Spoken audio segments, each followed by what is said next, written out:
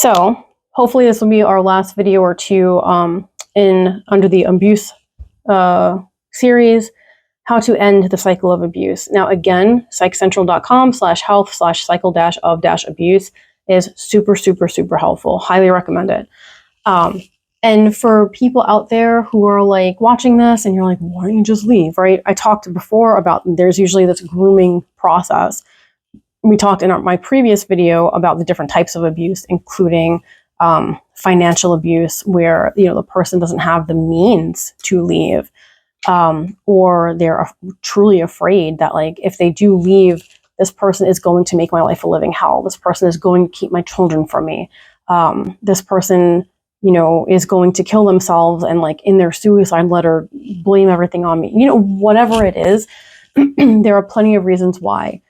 And it's not always extremely obvious especially with like the emotional abuse, right? It's not always extremely obvious with the emotional abuse. So it can take people quite a while to recognize, especially if they grew up in a situation that was abusive.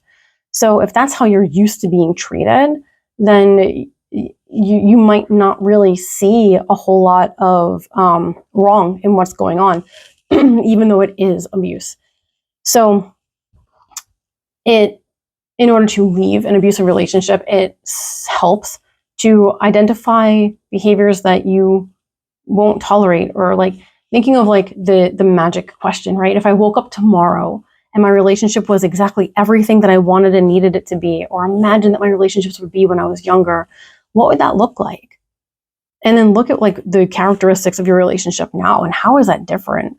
And so it can help you to identify some of those toxic behaviors that you really don't want to have in your life. Confiding in someone can be very, very helpful.